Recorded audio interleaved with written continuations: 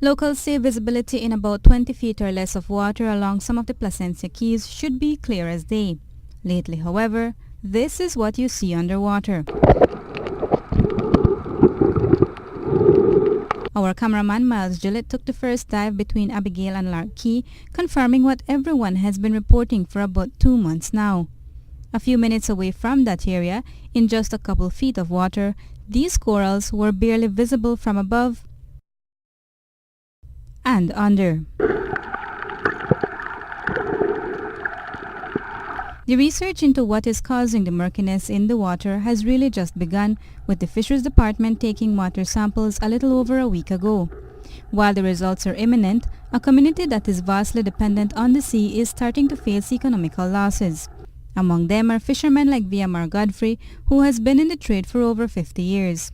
Because you can't find the lobster, you can't even see the rock to get the lobster out the rock. And it's also affecting your fishing, other fin fish as well? Definite, anything, everything. You can't see the bottom. So how has the situation been in that case? I mean, I believe that you guys really live from your fishing. So how really... Everybody is punishing from it, because you can't catch nothing. Does this... The cooperative right now is out of fish, out of a lot of things. Because nobody is going out, can't go out. You go out, you don't catch nothing much, and you have to come right back in. Inside here where the lobster is, you can't find nothing.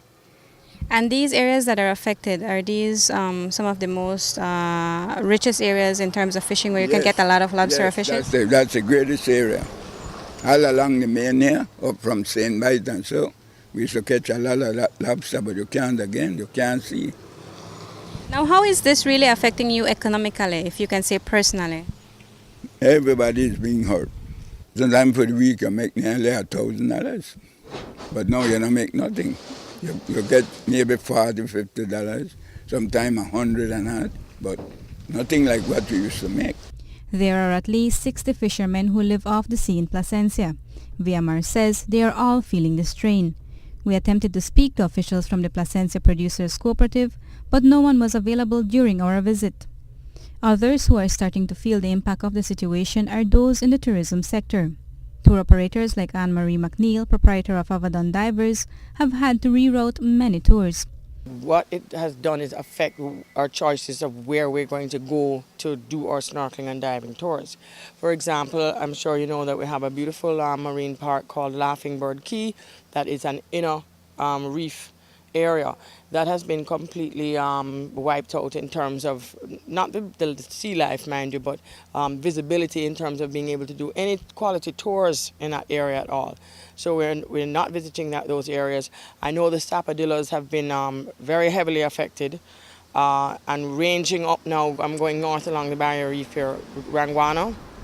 Even Silk Keys had been heavily affected. Have there been any losses to your company, to your business? Only insofar as a customer or diver or snorkeler choosing to go out a second time with us. How about expenses that are incurred in probably taking a longer trip than you usually do?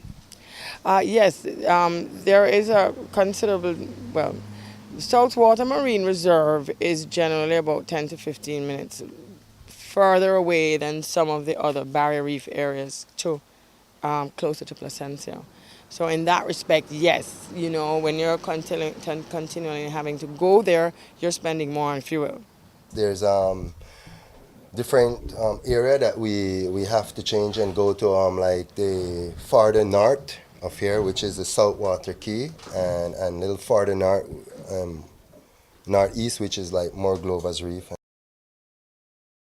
No one knows what has caused the cloudiness in the water. Preliminary research, however, has some like Adrian Vernon, environmental consultant based in Placencia, suspecting it is an algae bloom. That's something you'll find with algae when algae is blooming. If it's not just settled and growing on something, what you tend to see is just a blur or just a discoloration in your water.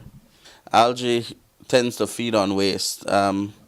I believe, along with the prolonged heat that we've had, that extensive high heat and extensive dry, we've had back up on nutrients in various areas, and probably the first rain flush has been what sparked this. Satellite maps are showing a thin line running above the Yucatan Peninsula, but Vernon says it appears that the most affected areas lie along the southern region. To see that it's been concentrated in an area stuck in the south, maybe again we need to look specifically at the area Dangriga and south and try to figure out what is really going on, or if it's something being fed up to us from Honduras. But given the trend of the weather situation over this past time, I would say that it's something I wouldn't put it as something that's possibly coming down from the south coming up, but something that's coming from up going down. There have also been concerns over the effect the murkiness in the water will have on reef health. For her part, independent marine biologist Lisa Karn says she hopes it may just work in favor of corals, which experienced the worst bleaching around September to October. I'm hoping against hope that we can think positive, and maybe this will act as a type of shading. Shading is, in other words, when you don't have the direct UV radiation and the direct sunlight right on the corals. I'm trying to think positive and say maybe it will act as shading for the corals down here. We won't get as severe as bleaching event as we have in the past, but we just won't know. Only time will tell. A conclusive research into this new phenomenon is yet to be made, and until then, the situation can be properly monitored and controlled if necessary. And if you're wondering, so far the water has not proven to be a health threat to humans or even marine life. There have been scattered reports of fish and a turtle found dead along the seashore, but whether this is due to the water condition, no one knows. Dalila Ikal for Love News.